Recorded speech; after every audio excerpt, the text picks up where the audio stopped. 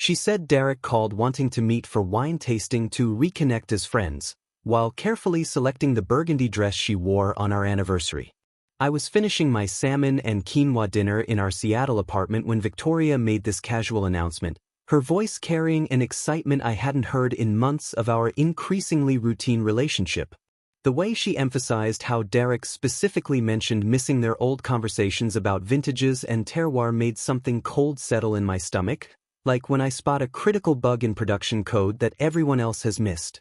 I'm a software architect for a major tech company, trained to notice patterns and logical inconsistencies in complex systems, so when she mentioned I obviously couldn't come because it would make Derek uncomfortable, I immediately recognized the fundamental contradiction. If this was truly innocent friendship between exes who'd moved on completely, my presence as her fiancé shouldn't threaten or discomfort anyone involved. Victoria spent the next hour and a half trying on different outfits in our bedroom, creating a small mountain of rejected clothes on our king-sized bed while settling on that burgundy wrap dress with the plunging neckline, the exact same one I'd complimented her on during our 3-year anniversary dinner just 3 months ago when she'd worn it specifically to look stunning for me during our celebration at that waterfront restaurant downtown. She paired it with the delicate gold necklace I'd given her for Christmas, the one with the small diamond pendant that had cost me a week's salary, and those black heels that made her legs look incredible and added 4 inches to her height,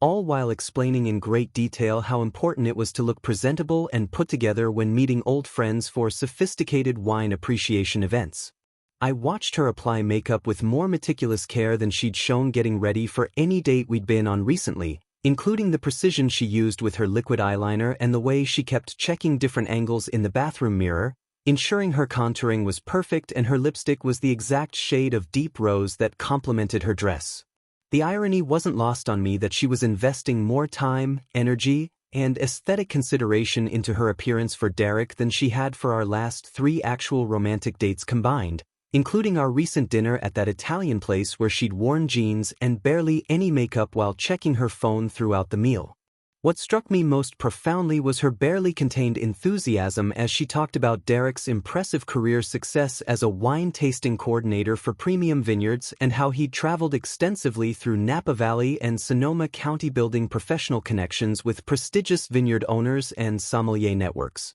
describing his professional achievements with an obvious admiration and respect she rarely showed for my own substantial accomplishments in software architecture and systems design. I maintained my composure throughout her elaborate preparation ritual, responding with measured interest and appropriate questions while internally cataloging every contradiction, inconsistency, and warning signal, slowly realizing the situation was revealing fundamental issues about respect, boundaries, and commitment that had been quietly building beneath the surface of our relationship for several months.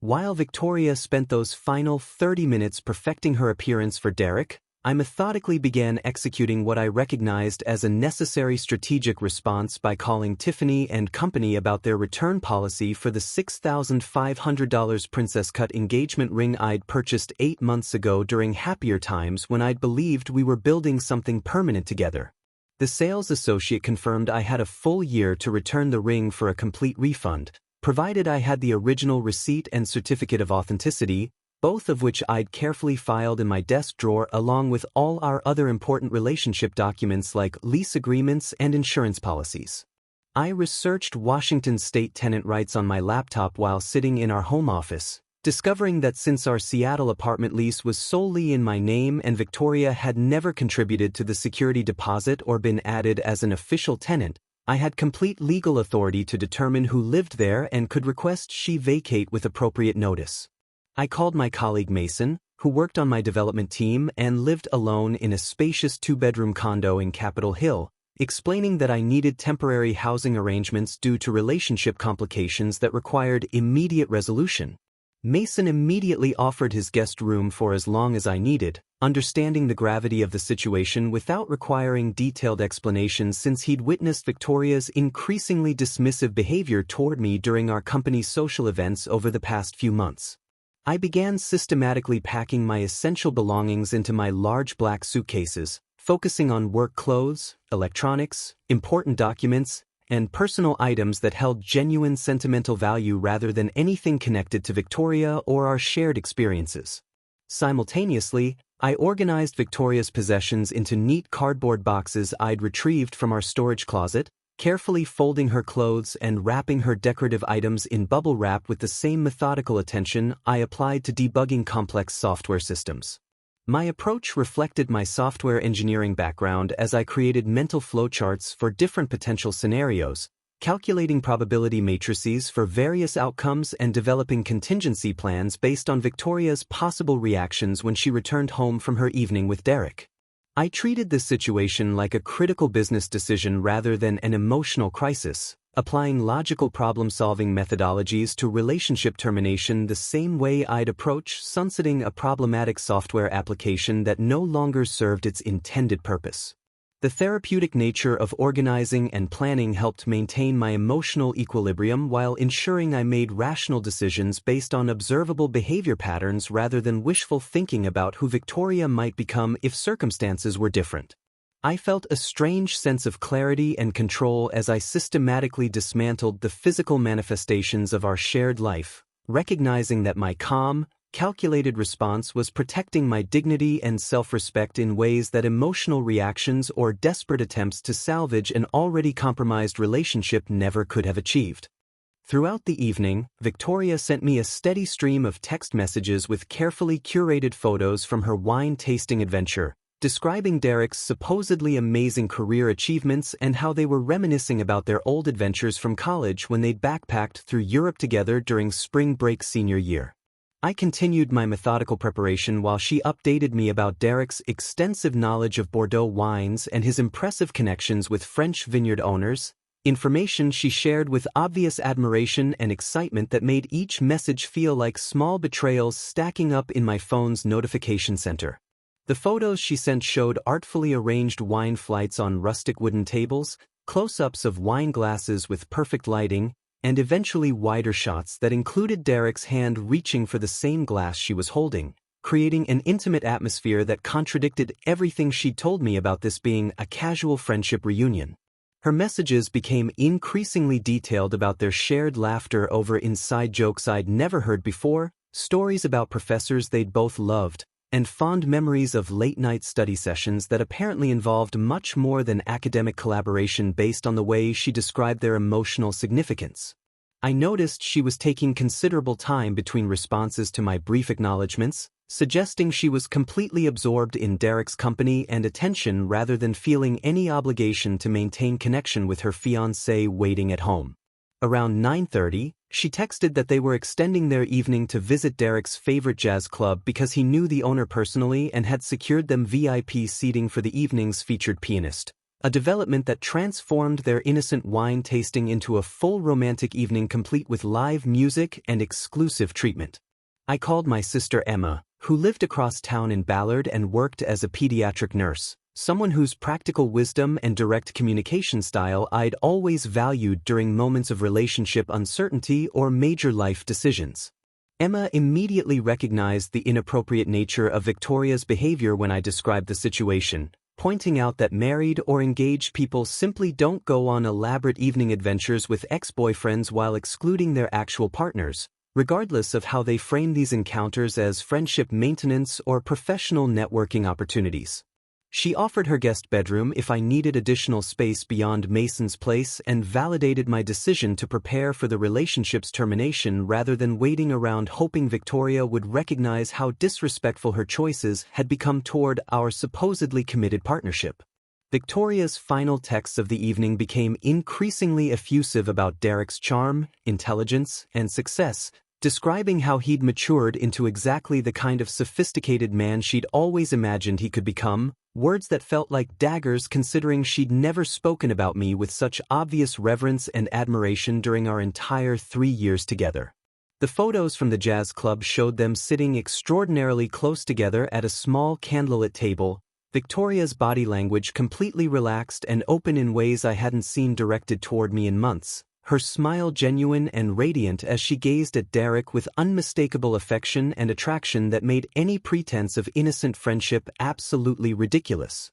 Victoria returned home at exactly 1:30 a.m., her cheeks flushed with happiness and wine, her carefully styled hair now tousled in that effortless way that suggested intimate conversation and close proximity, her makeup expertly refreshed in some restaurant bathroom to maintain perfect appearance despite hours of eating, drinking, and obvious romantic chemistry with her ex-boyfriend. I heard her humming a jazz standard as she climbed the stairs to our apartment, the same melody that had probably provided the soundtrack to her evening of rediscovered romance with Derek while I'd been systematically dismantling our shared life and preparing for the inevitable confrontation about respect, boundaries, and what constituted appropriate behavior for engaged couples. She discovered me sitting calmly in our living room at 1:33 a.m., surrounded by my packed luggage arranged in neat rows near the front door, her personal belongings organized into carefully labeled cardboard boxes stacked against the far wall, and the $6,500 engagement ring displayed prominently in its original Tiffany & Company case on our glass coffee table where she couldn't possibly miss its significance or mistake my intentions. Victoria stopped humming immediately when she processed the scene before her, her wine-induced euphoria evaporating as she realized her evening of rekindled romance had apparently triggered consequences she hadn't anticipated or prepared for, her expression shifting from confusion to panic to defensive anger in the space of about 15 seconds. She demanded an explanation for what she called my dramatic overreaction to a simple evening between old friends, her voice carrying that edge of righteous indignation people use when they've been caught doing something inappropriate but refuse to acknowledge their behavior was problematic. I explained calmly that her behavior throughout the evening had constituted a romantic date with her ex-boyfriend rather than innocent friendship, pointing out the extensive preparation she'd invested in her appearance, the intimate photos she'd shared, the exclusion of me from an event that could have included partners if it was truly platonic, and the obvious excitement and admiration she'd displayed toward Derek throughout their extended evening together. Despite her immediate protests about everything being completely innocent and her accusations that I was being paranoid and controlling, I methodically outlined the contradictions in her story and the unmistakable romantic undertones of her behavior, from the anniversary dress selection to the jazz club extension to the way she'd described Derek's maturity and success with reverence she'd never shown toward my own achievements. Victoria's attempts to reframe the evening as friendship maintenance became increasingly desperate as she realized I wasn't going to be manipulated or convinced to ignore what I'd observed, her arguments falling apart under logical scrutiny the same way poorly written code fails when subjected to rigorous testing protocols. I calmly returned the engagement ring to her, explaining that someone who was truly committed to our relationship wouldn't have spent an elaborate romantic evening with an ex-boyfriend while excluding their fiancé, regardless of how they attempted to rationalize or justify such behavior afterward through appeals to friendship or professional networking. My decision was final and non-negotiable, based not on jealousy or insecurity but on fundamental incompatibilities regarding respect, boundaries, and what constituted appropriate behavior within committed romantic partnerships that were supposedly heading toward marriage and lifelong partnership. Victoria's tears and pleas for another chance only reinforced my conviction that I was making the right choice, because someone who truly valued our relationship would never have created a situation requiring damage control and desperate explanations in the first place. After 3 days of staying at Mason's Capitol Hill condo and maintaining complete no contact with Victoria despite her increasingly frantic voicemail messages, I returned to our apartment to collect additional clothing and personal items, discovering Victoria sitting at our kitchen table looking genuinely devastated but apparently ready for the brutally honest conversation we should have had months before her evening with Derek forced this relationship crisis. She looked exhausted and humbled in ways I'd never seen during our 3 years together, her usual confident composure replaced by something that resembled actual remorse and self-reflection rather than the defensive justifications and blame-shifting tactics she'd employed during our confrontation 3 nights earlier. Victoria admitted that Derek had told her toward the end of their evening that she was acting like she was completely available and single, that he was confused about her actual relationship status based on her flirtatious behavior, intimate body language, and the obvious romantic energy she'd been projecting throughout their wine tasting and jazz club adventure.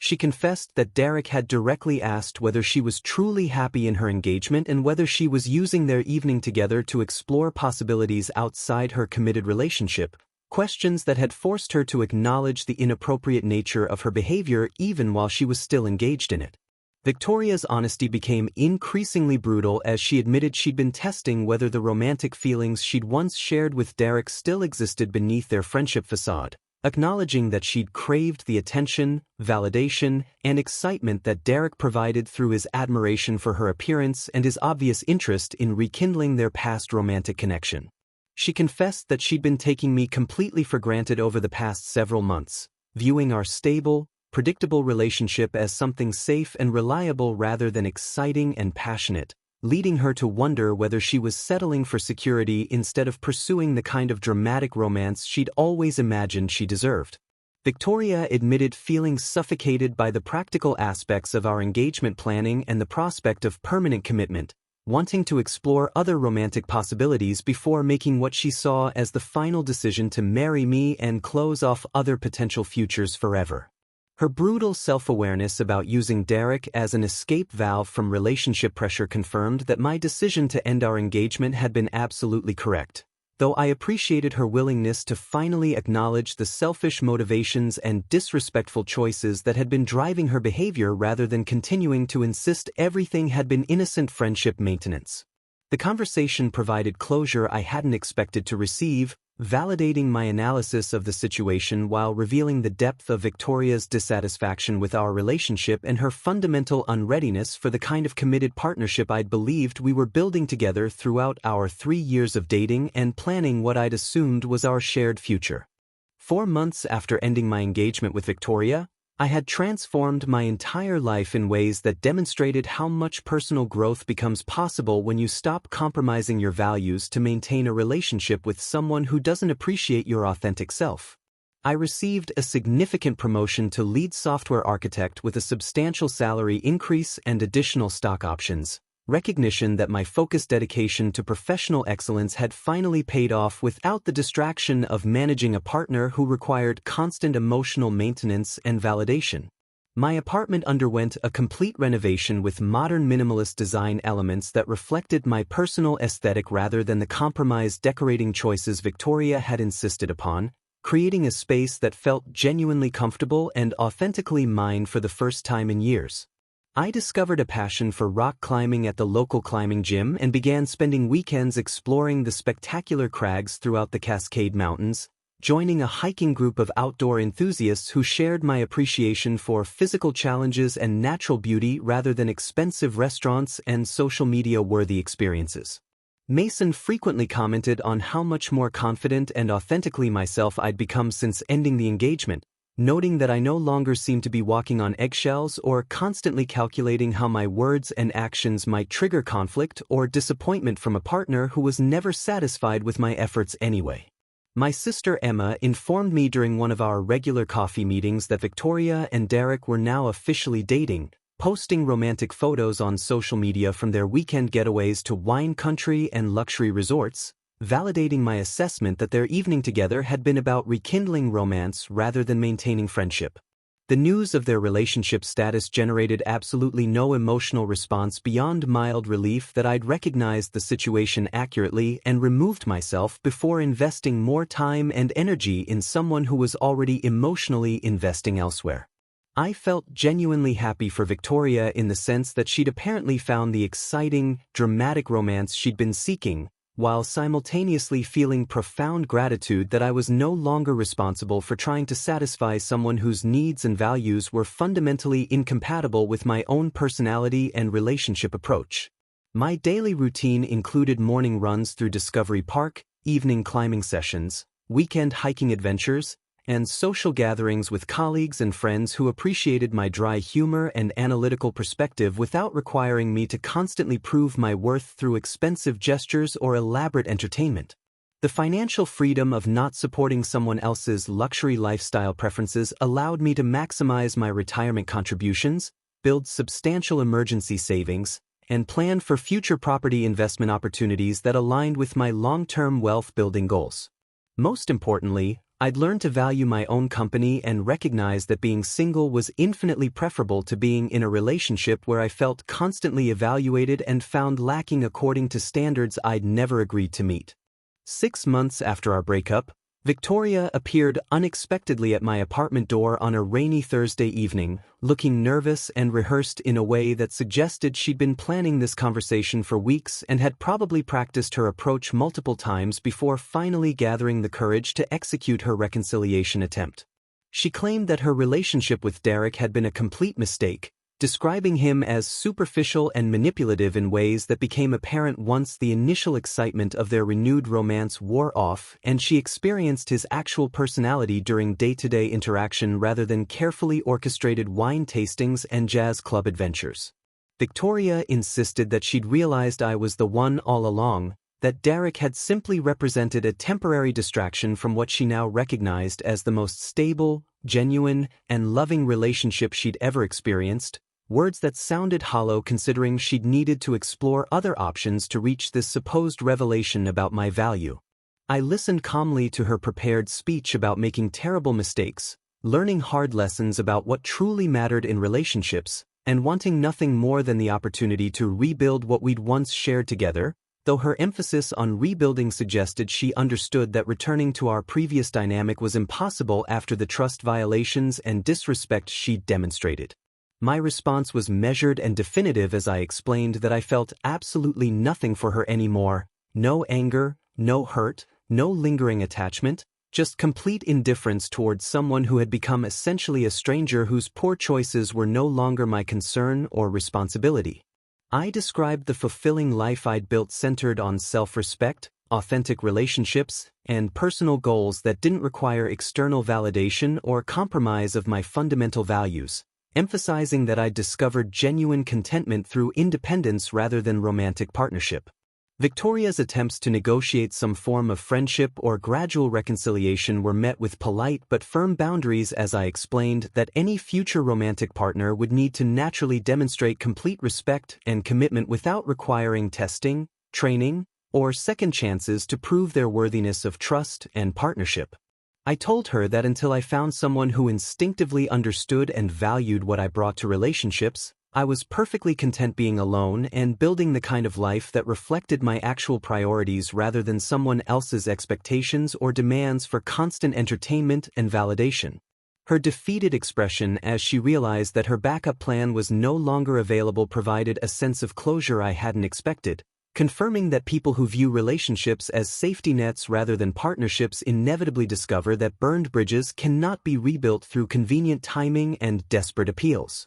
Victoria left without argument, apparently recognizing that my calm certainty was not a negotiation tactic or emotional defense mechanism but rather the genuine peace that comes from knowing your worth and refusing to settle for anything less than authentic respect and appreciation. I returned to my evening routine of reading, planning weekend climbing adventures, and video calling with Emma about her latest pediatric cases, completely at peace with my decision and genuinely excited about the autonomous future I was building. The strongest relationship I'd ever built was with myself, and unlike the partnership I'd attempted with Victoria, this one was designed to last forever because it was built on honesty, self-respect, and values that couldn't be compromised or negotiated away for temporary comfort or social expectations.